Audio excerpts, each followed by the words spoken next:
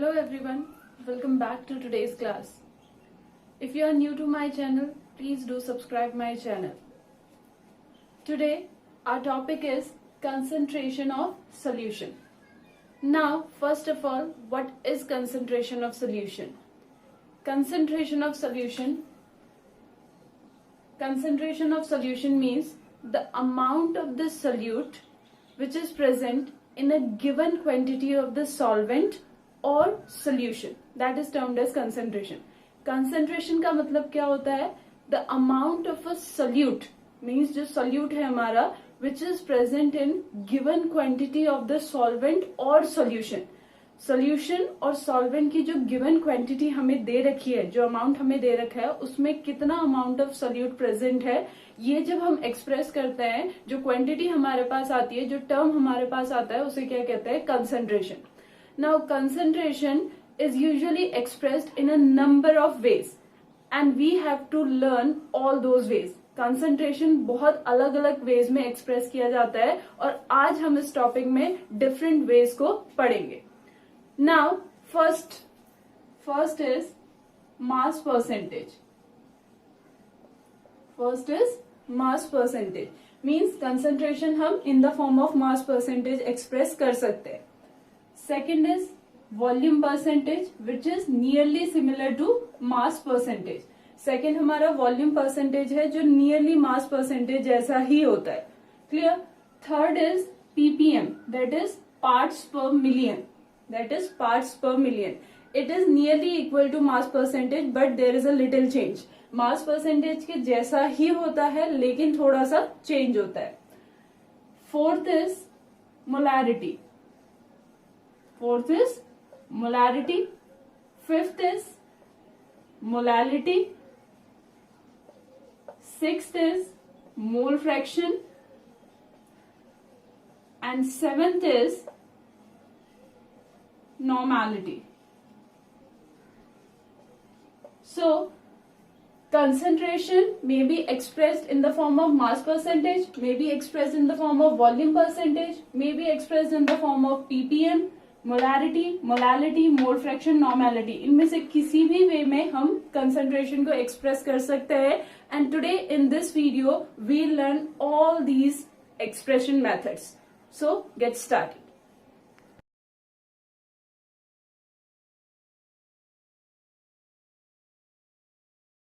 The first method is mass percentage. Means mass percentage से हम कैसे किसी भी solution के concentration को express कर सकते हैं. Now first of all, what is mass percentage? Mass percentage होता क्या है? हमें पता है that in solution we have two components. One is solute and another one is solvent. एक solute होता है और दूसरा हमारा क्या होता है? Solvent होता है. Now what is mass percentage? Mass percentage is the mass of the component per 100 gram of the solution. Solution के 100 ग्राम में कितना mass of component present है? Whether it is solute, whether it is solution. ठीक है? Solvent. So mass of a component present per 100 gram of the solution is known as mass percentage of that particular component. जिस component का हम mass percentage निकाल रहे हैं, उस component का mass per 100 gram of the solution कितना present है, ये हमारा कौन निकालेगा? Mass percentage. So the formula of mass percentage is, जो mass percentage का formula होता है वो क्या होता है? Mass of component divided by total mass of the solution multiplied by 100. ठीक है? Mass of component divided by total mass of the solution into 100. ये हमारा क्या निकल जाएगा? Mass percentage of component. Let us take an example. There is one question which is written in the board. If 11 gram of oxalic acid is dissolved in 500 ml of solution whose density is 1.1 gram per liter, what is the mass percentage? Means हमारे पास क्या है? 11 gram oxalic acid है जिसको हमने 500 ml of solution में dissolve किया है और ये जो solution है इसकी density भी हमें given है. Now इस density का क्या रोल है ये मैं भी आपको बताऊंगी. हमें क्या निकालना है? Mass percentage. So first of all we'll write the given things. जो जो चीजें हमें दे रखी है हम वो लिखेंगे. First thing is mass of oxalic acid. This is given to us. mass of oxalic acid, that is 11 gram. ठीक है. Second thing, volume of solution. Volume of solution is 500 ml. And third thing which is given to us, that is density of solution, that is 1.1 gram per liter. Clear?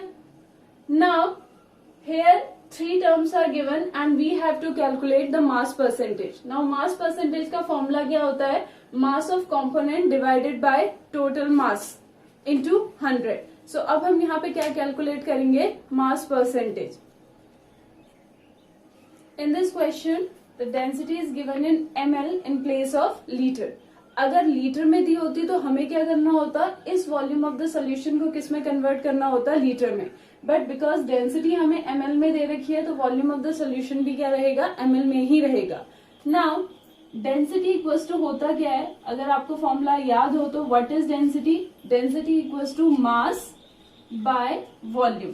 Density equals to mass by volume, where density of solution equals to mass of solution divided by volume of solution.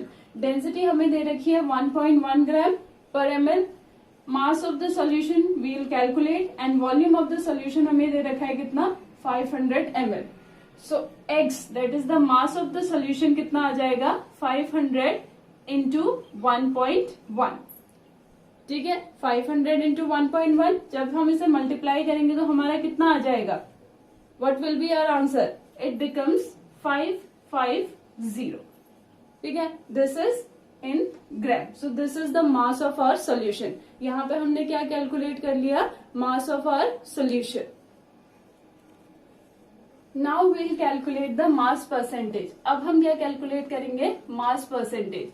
Because mass percentage क्या है? Mass percentage is the mass of the component. Component का mass हमें question में given है, that is 11 gram. Divided by total mass of the solution. Total mass of the solution हमें question में given नहीं था, सो हमने उसे कैलकुलेट किया, which comes 550 gram.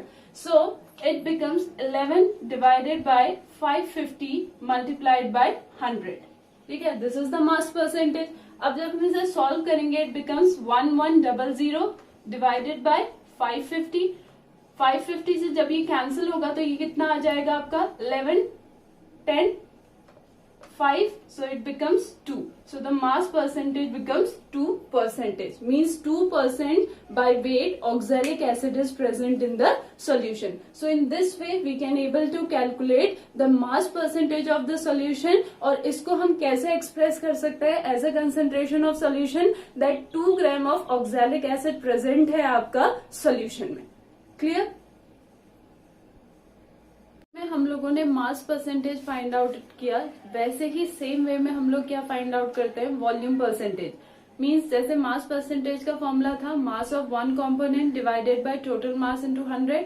So volume percentage का फॉर्मूला होता है volume of one component divided by total volume into 100.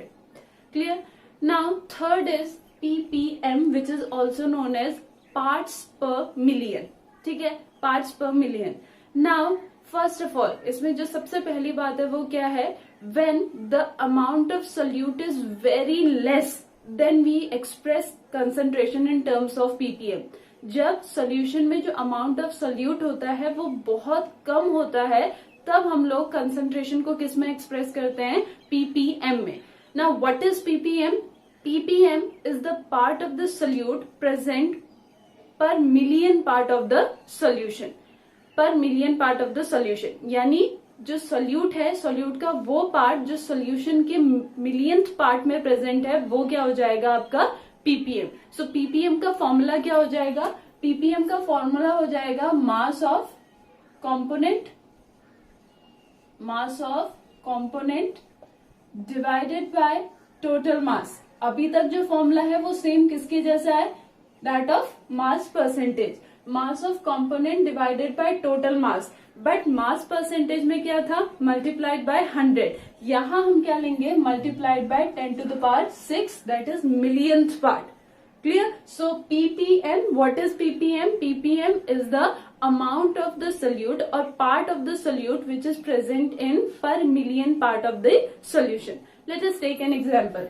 A liter of public supply water contains about 3 into 10 to the power minus 3 gram of chlorine.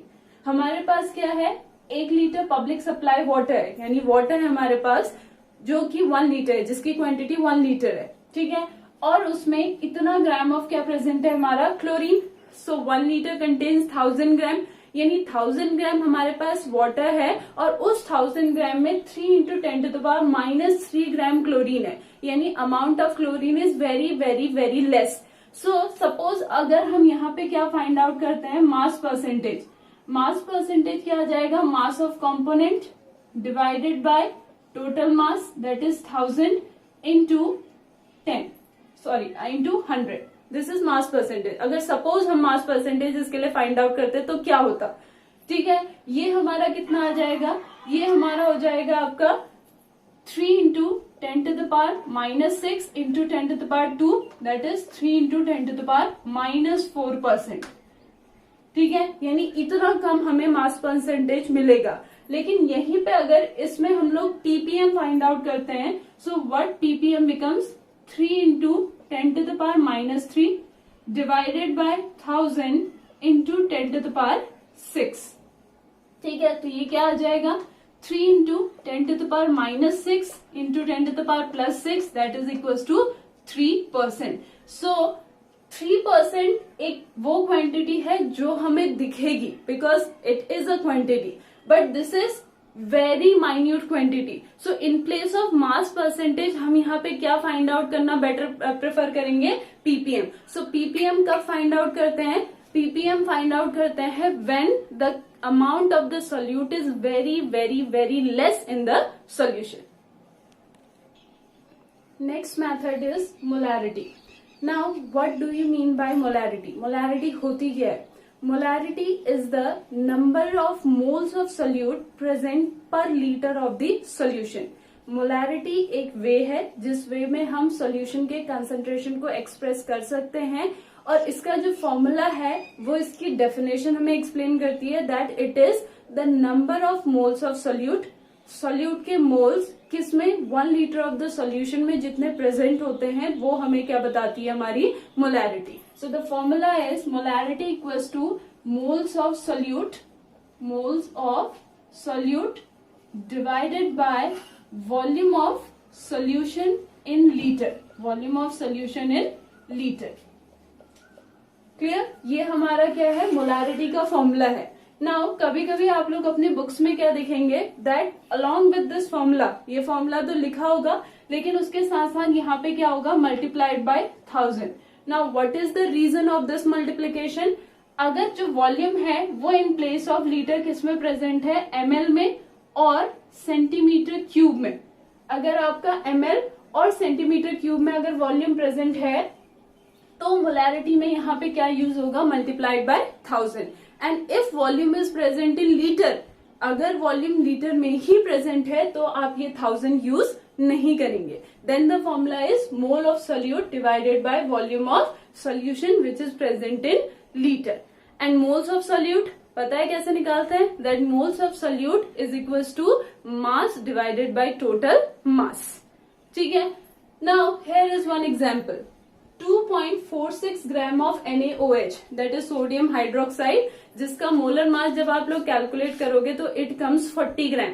23 is the atomic mass of Na, 16 is the atomic mass of oxygen and 1 is the atomic mass of hydrogen. So total कितना आ जाएगा हमारा 40.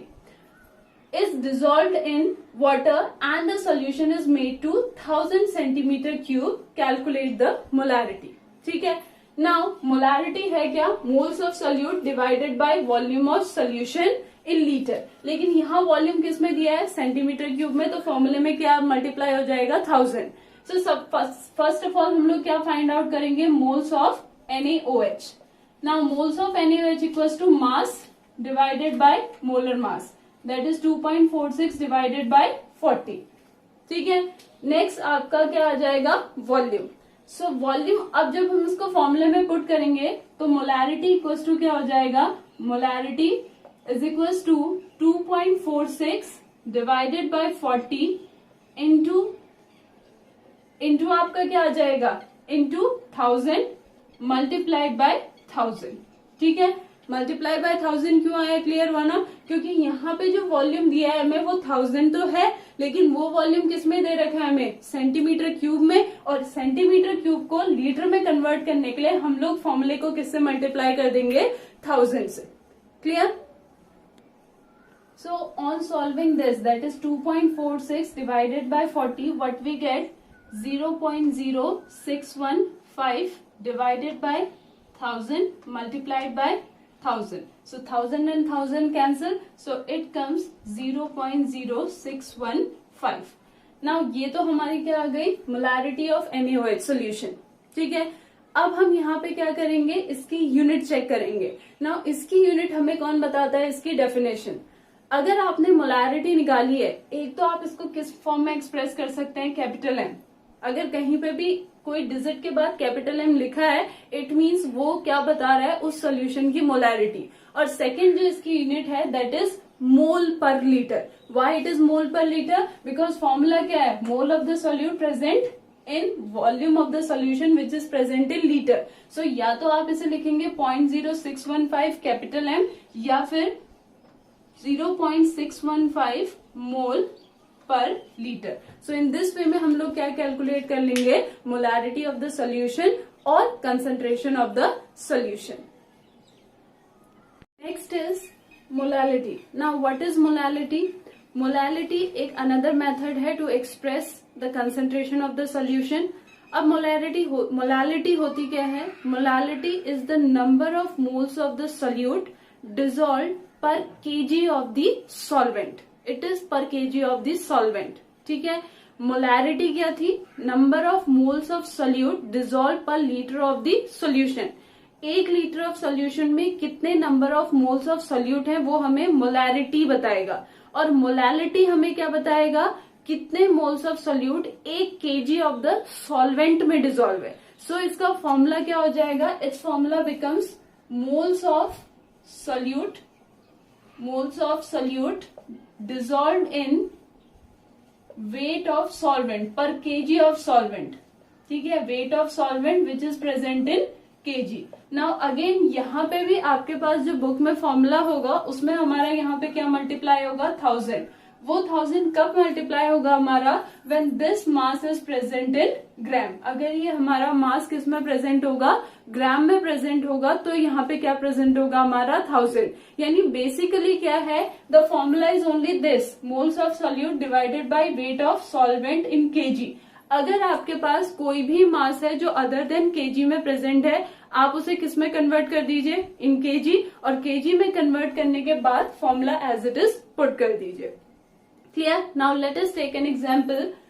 Calculate the molality of the solution containing 20.7 gram of potassium carbonate. तो solute हमारे पास क्या है, potassium carbonate, जिसका मास हमें दे रखा है 20.7 ग्राम। It is dissolved in 500 ml of solution whose density is also given. Solution का वॉल्यूम भी दे रखा है और सोल्यूशन की डेंसिटी भी दे रखी है। नाउ मोलालिटी फाइंड आउट करने के लिए एक तो हमें चाहिए मोल्स ऑफ सोल्यूट। सो सबसे पहले हम क्या फाइंड आउट करेंगे, moles of solute. So moles equals to क्या होता है, मास अपॉन मोलर मास।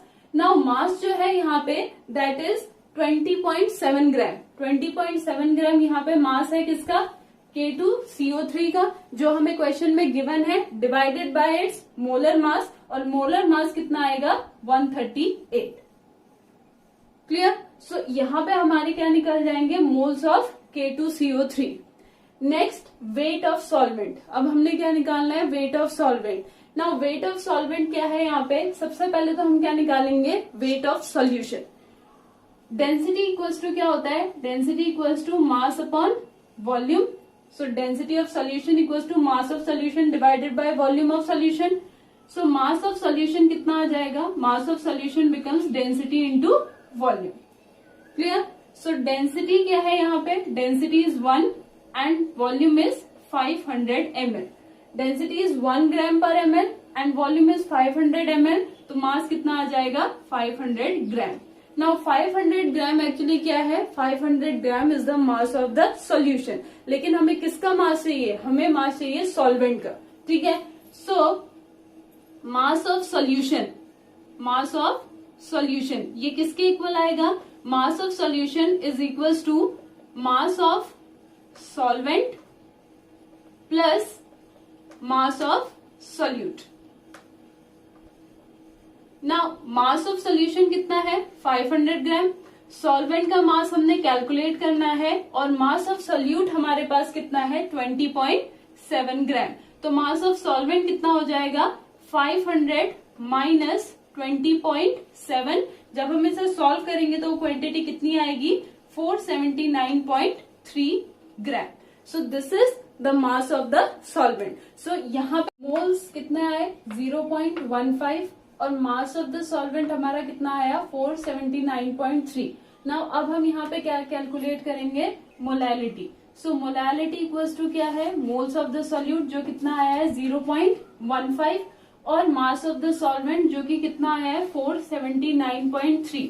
क्योंकि ये सॉल्वेंट का मास हमारा केजी में नहीं प्रेजेंट है तो हम यहाँ पे क्या करेंगे, मल्टीप्लाइड बाय 1000 और जब ये कंप्लीट सॉल्व करेंगे इट कम्स 0.313 स्मॉल एम। सो यहाँ पे हमारी क्या आ जाएगी, molality, and that molality is equals to 0.313 small M. Now अगर ये स्मॉल एम लिखा है तो मतलब यहाँ पे क्या है, मोलैलिटी, और यहाँ पे अगर क्या लिखा है, मोल पर केजी, तो भी ये किसकी यूनिट है, मोलैलिटी की ही यूनिट है। क्योंकि मोलैलिटी है क्या, molality is the mole of the solute जिसकी यूनिट है mole, weight of the solvent in KG, so weight की यूनिट क्या हो गई, KG. So the unit of molality is either small M और mole per KG. Clear. Next is mole fraction. Now mole fraction क्या होता है, mole fraction is actually the ratio of the mole of component to the total mole of the solution. Now we know that solution में हमारे पास दो component होते हैं, एक होता है सोल्यूट और एक होता है सॉल्वेंट। तो मोल फ्रैक्शन क्या है, अगर हम मोल fraction of solute find out कर रहे हैं तो फॉर्मूला क्या हो जाएगा, मोल of solute divided by total mole of the solution, and mole of solvent find out कर रहे हैं तो फॉर्मूला क्या हो जाएगा, mole of solvent divided by total mole of the solution. Now जो ये हमारा मोल फ्रैक्शन है, इस मोल फ्रैक्शन को जिस टर्म से रिप्रेजेंट करते हैं, लिखने में तो वो क्या है, एक्स, दिखने में क्या लग रहा है, एक्स, लेकिन इसका जो प्रोनाउंसिएशन है वो क्या है, चाई, दैट इज CHI। ठीक है। सो यहाँ पे suppose a solution contains two component, solute and solvent, A and B, तो यहाँ पे क्या आ जाएगा, mole fraction of solute means chi A and mole fraction of solvent means chi B। Clear. Now let us take an example. A solution is prepared by adding 60 gram of methanol. Methanol means CH3OH. We have studied in 10th class. ठीक है। 60 ग्राम इसका क्या है हमारा मास और 32 ग्राम इसका क्या दे रखा है, molar mass, to 120 gram of water. 120 हमारा क्या है, मास ऑफ वाटर, और 18 का मोलर मास हमें पता है कितना होता है, 18 ग्राम वाटर का। सो calculate mole fraction of methanol and water. Mole fraction हमने किसका फाइंड आउट करना है, मिथेनॉल का भी और वाटर का भी। ठीक है। सो सबसे पहले हम लोग क्या फाइंड आउट करते हैं, मोल fraction of methanol. So mole fraction of methanol का फॉर्मूला क्या आ जाएगा, चाई CH3OH, ये है। ठीक है।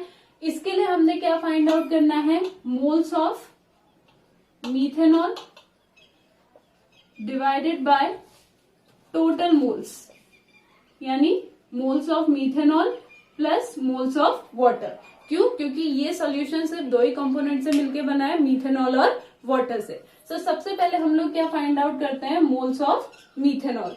Now moles of methanol, moles of methanol equals to mass. Mass कितना दे रखा है हमें, 60 gram divided by molar mass जो कि कितना आ रखा है, 32 ग्राम। 60 ग्राम हमारा मास है और 32 ग्राम हमें क्या दे रखा है, मोलर मास। जब हम इसे सॉल्व करेंगे तो वो क्वांटिटी कितनी आएगी, इट बिकम्स 1.875। क्लियर। सो ये हमारा मास है, ये हमारा मोलर मास है, दोनों की यूनिट किस में होती है, ग्राम की, तो यूनिट कैंसिल हो जाएगा, एंड बिकॉज मोल हमारा नंबर है तो नंबर की कोई यूनिट होती नहीं है, तो ये तो क्या हमारा आ गया, मोल्स ऑफ CH3OH मिथेनॉल। अब हम लोग क्या कैलकुलेट करेंगे, moles of water. Now moles of water again equals to mass upon molar mass. Mass है 120 और मोलर मास हो जाएगा 18। 120 is the mass and 18 is the molar mass, and जब हम इसको सॉल्व करेंगे इट कम्स 6.667। ये हमारी क्वांटिटी आएगी किसकी, सो मोल्स ऑफ मिथेनॉल पता चल गए और मोल्स ऑफ वाटर। तो हम लोग यहाँ पे क्या फाइंड आउट कर लेंगे, टोटल मोल्स। टोटल मोल्स कितने आ जाएंगे, 1.875 प्लस 6.667। जब हम इन दोनों क्वांटिटी को ऐड करेंगे हमारी क्वांटिटी क्या आ जाएगी, 8.542। सो 8.542 हमारे क्या है, टोटल मोल्स। अब हम क्या कैलकुलेट करेंगे, mole fraction of CH3OH। CH3OH कितना आ जाएगा, moles of methanol. Moles of methanol कितने हैं, 1.875 divided by total moles. Total moles कितने हैं, 8.542। तो जब हम इसको सॉल्व करेंगे तो ये वैल्यू हमारी कितनी आएगी, 0.220, यानी 0.220 मोल्स मिथेनॉल हमारे किसमें प्रेजेंट है, इस सॉल्यूशन में प्रेजेंट है। अब हम लोगों ने क्या कैलकुलेट करना है, मोल फ्रैक्शन ऑफ वाटर। ना मोल फ्रैक्शन ऑफ वाटर को कैलकुलेट करने के लिए दो मेथड है, ठीक है। एक मेथड तो क्या है, जो फॉर्मूले से अभी तक हम लोगों ने पढ़ा, यानी मोल फ्रैक्शन ऑफ वाटर आप लिखेंगे, उसके बाद आप क्या लिखेंगे, moles of water which is 6.667 divided by total mole which is 8.542, ठीक है। एक मेथड तो ये। ना दूसरा मेथड यहाँ पे क्या है आपका, अगर हम एक सॉल्यूशन की बात करें, एक सॉल्यूशन में जितने भी हमारे कंपोनेंट्स होते हैं उन कंपोनेंट्स के मोल फ्रैक्शन का जो सम होता है वो कितना आता है, 1। यानी सपोज हमारे पास अगर दो कंपोनेंट है किसी भी सॉल्यूशन में, A एंड B, तो मोल fraction of A plus mole fraction of B किसके इक्वल आएगा, 1 के। अगर तीन कंपोनेंट है A B C, तो मोल fraction of A plus mole fraction of B plus mole fraction of C किसके इक्वल आएगा, 1 के। सो यहाँ पे हमारे पास दो कंपोनेंट है, मिथेनॉल एंड वाटर। इन दोनों के मोल्स को जब हम मिलाएंगे तो क्वांटिटी कितने के इक्वल आएगी, 1 के इक्वल। अब मिथेनॉल की क्वांटिटी हमें पता चल गई है, तो अगर हम क्या करेंगे, mole fraction of CH3OH plus mole fraction of water is equal to 1, ठीक है। तो मोल फ्रैक्शन ऑफ वाटर हम कैसे निकाल सकते हैं, 1 minus mole fraction of CH3OH करके, यानी फॉर्मूले में पुट करके कैलकुलेशन करने की रिक्वायरमेंट नहीं है। अगर हम 1 से इसके मोल फ्रैक्शन को माइनस कर दे तो हमारे किसकी मोल फ्रैक्शन की क्वांटिटी आ जाएगी, वाटर के मोल फ्रैक्शन की क्वांटिटी आ जाएगी।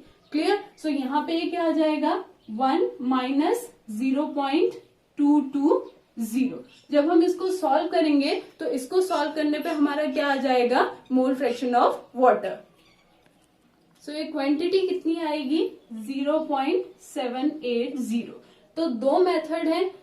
एक मेथड तो क्या है, आप डायरेक्टली फॉर्मूले में वैल्यूज पुट कीजिए, 6.667 डिवाइडेड बाय 8.542। आप इसको सॉल्व कीजिए, डिवाइड कीजिए, तब भी वैल्यू इतनी ही आएगी, आप चेक कर सकते हैं। और दूसरी यहाँ पे मैकेनिज्म क्या है कि जो ये वैल्यू आई है इस वैल्यू को हम किससे माइनस कर देंगे, 1 से। सो 1 minus this value become 0.780। So in this वे में हम लोग दूसरे कंपोनेंट का मोल फ्रैक्शन फाइंड आउट कर सकते हैं। Now next is normality. Now what is the meaning of normality? Normality भी एक मेथड है जिससे हम क्या फाइंड आउट कर सकते हैं, concentration of the solution. But normality होता क्या है, सो नॉर्मेलिटी क्या है, normality is the gram equivalent of the solute present per litre of the solution, ठीक है। Gram, number of moles of gram equivalent of the solute, gram equivalent of the solute जो कि किस में present है, हमारे लीटर ऑफ द सोल्यूशन में present है। अगर हम ये एक्सप्रेस कर रहे हैं तो वो हमारी क्या है, नॉर्मेलिटी। तो फॉर्मूला क्या हो जाएगा, ग्राम equivalent of solute divided by volume of solution.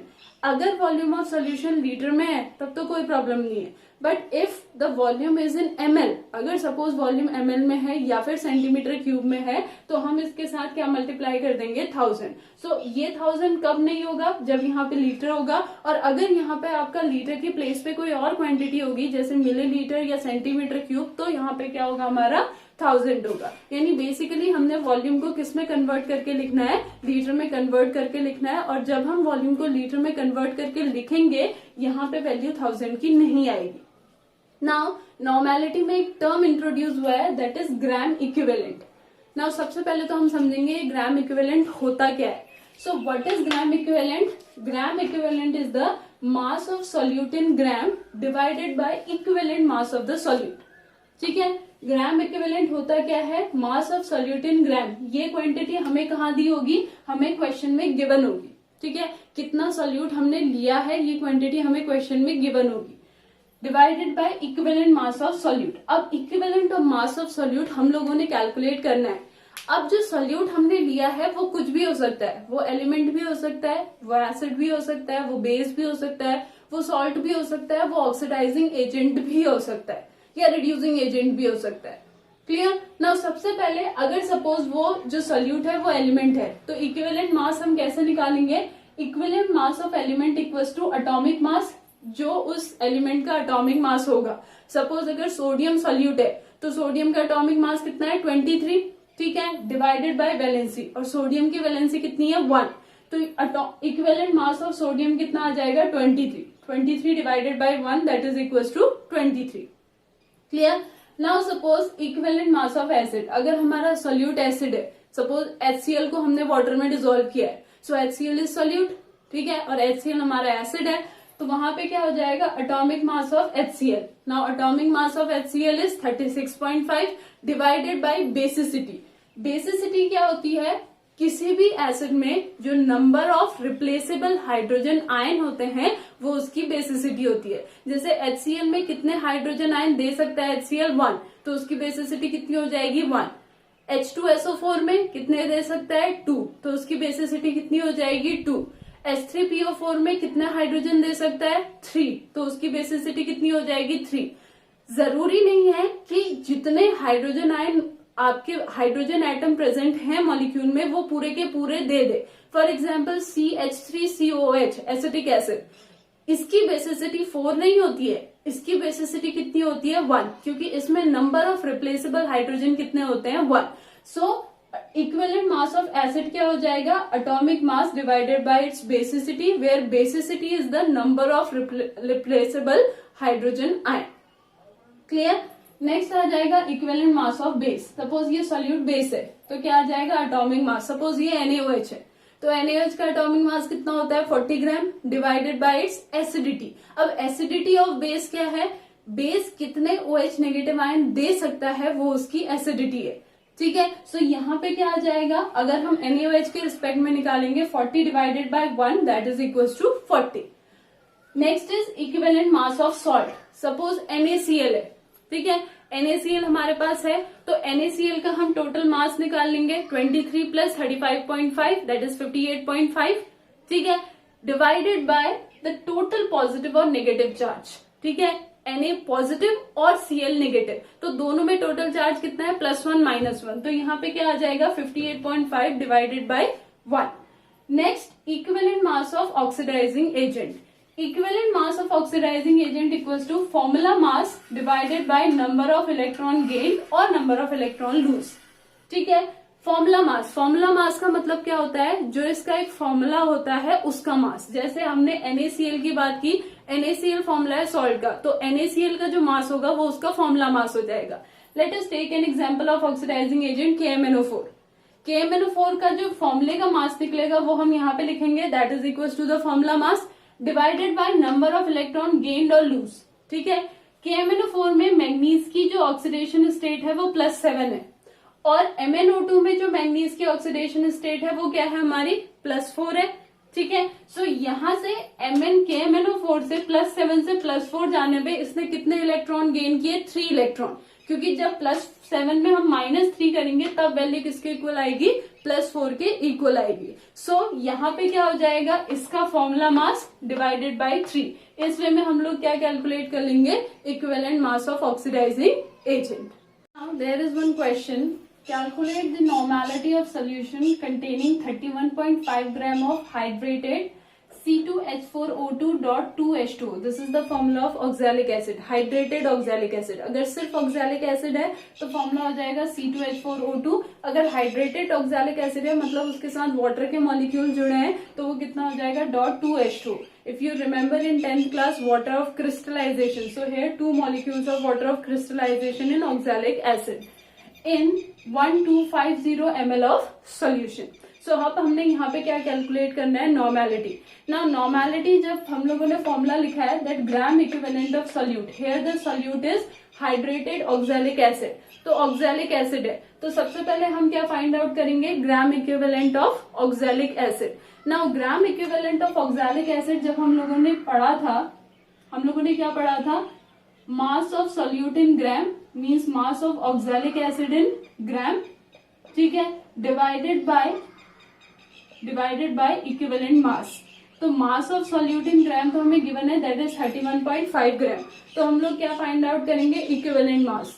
Now equivalent mass होता क्या है, equivalent mass equals to mass of this यानी oxalic acid, mass of this equivalent mass वो कितना आएगा हमारा 126. जब आप इसका मास कैलकुलेट करेंगे तो मॉलिक्यूलर मास कैलकुलेट करेंगे वो कितना आएगा 126 डिवाइडेड बाय.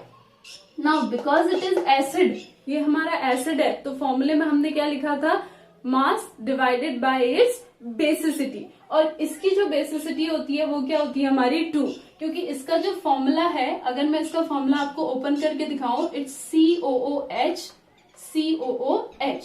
तो इसमें कितने रिप्लेसेबल हाइड्रोजन है, 2 रिप्लेसेबल हाइड्रोजन है तो इसकी बेसिसिटी कितनी हो गई 2.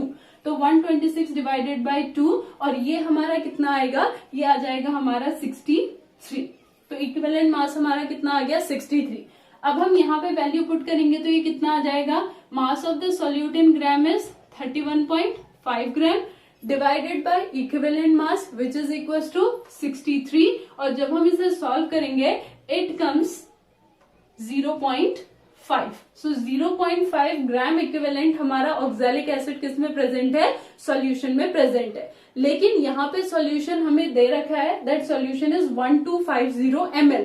अब हम यहाँ पे क्या फाइंड आउट करेंगे, नॉर्मेलिटी. नॉर्मेलिटी इक्वल्स टू क्या हो जाएगा, normality equals to 0.5 that is the gram equivalent of the solute divided by 1250 that is the volume of the solution.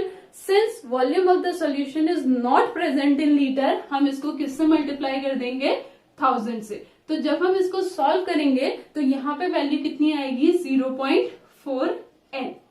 Clear. सो इस वे में हम लोग क्या फाइंड आउट कर सकते हैं, नॉर्मेलिटी ऑफ एनी सॉल्यूशन. और इससे पहले जब मैंने आप लोगों को नॉर्मेलिटी में बताया था, मैंने आपको लास्ट टॉपिक बताया था दैट इज हम लोग कैसे आपका equivalent weight of oxidising agent या रिड्यूसिंग एजेंट फाइंड आउट कर सकते हैं. उसमें मैंने आप लोगों से कहा था कि हमने क्या फाइंड आउट करना होता है, ऑक्सीडेशन स्टेट. सो अगर आपको ऑक्सीडेशन स्टेट फाइंड आउट नहीं करना आता है तो please let me know so that in next video I will make you help that you will know to how to calculate the oxidizing state. Next video में आप लोग मुझे जरूर बताइएगा ताकि मैं आप लोगों को ऑक्सीडाइजेशन स्टेट कैलकुलेट करना समझा सकूं. Okay, so in this way we will calculate the normality.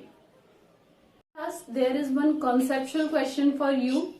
Here is the question, out of molality and molarity which is preferred to express the concentration of the solution. हमारे पास suppose आपको एक solution दिया है, आपको उसकी molarity भी दे रखी है, आपको उसकी मोलालिटी भी दे रखी है और आपसे ये पूछा है कि इन दोनों में से इस सॉल्यूशन की एग्जैक्ट वैल्यू को कौन डिफाइन कर रहा है या एग्जैक्ट कंसंट्रेशन को कौन डिफाइन कर रहा है, तो आपका आंसर क्या होगा. Clear. Now we know that अगर हम मोलारिटी की बात करें, what is molarity, molarity is the number of moles of solute present per litre of the solution. ठीक है, number of the moles of the solute dissolve in 1 litre of the solution, ये हमारी क्या होती है, मोलारिटी. अब यहीं पे हम लोग अगर किसकी बात करें, मोलालिटी की बात करें, तो मोलालिटी क्या होती है, number of moles of solute present पर केजी ऑफ द सॉल्वेंट, पर केजी ऑफ द सॉल्वेंट. ठीक है. नाउ सपोज हमने क्या लिया है, एक शुगर सॉल्यूशन लिया है, हमने शुगर सॉल्यूशन लिया है. ठीक है, यानी शुगर को हमने किस में डिसॉल्व किया है, वाटर में डिसॉल्व किया है. तो अगर हम इसका कंसेंट्रेशन निकालेंगे तो मोलैरिटी निकालने के लिए हम क्या निकालेंगे, मोल्स ऑफ शुगर, और उसके हम किससे डिवाइड कर देंगे, इस शुगर सॉल्यूशन के वॉल्यूम से।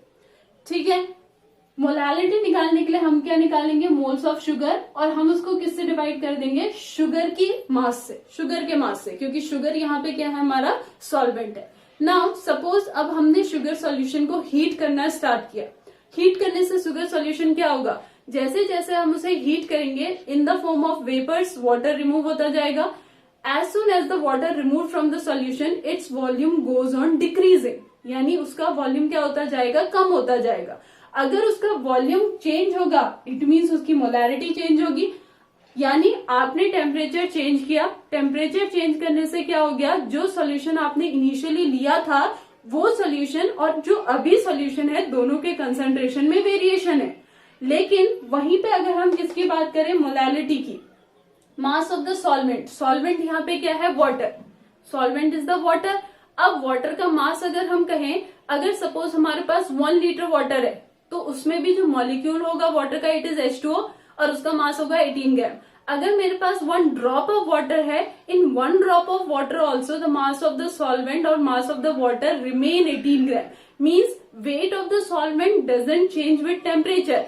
अगर weight of the solvent temperature के साथ चेंज नहीं हो रहा है, इसका मतलब मोलैरिटी भी चेंज नहीं होगी, यानी जो मोलैरिटी हमारी शुगर सॉल्यूशन की रूम टेम्परेचर पे है वही मोलैरिटी हमारे शुगर सॉल्यूशन की किस पे होगी, 100 डिग्री सेल्सियस पे भी होगी। It means the answer is molarity, that molarity is preferred over molarity. Why? Because molarity changes with temperature, molarity temperature के साथ चेंज होती है लेकिन मोलैरिटी टेम्परेचर के साथ चेंज नहीं होती है। So answer is molarity. Why? Because it doesn't change with temperature. So clear guys, that's all for today. Do more and more numericals of the concentration of the solution. ज्यादा से ज्यादा numerical कीजिए concentration of the solution के, so that आपको पूरे के पूरे concept clear हो जाए। And I'll see you in my next video. Thank you.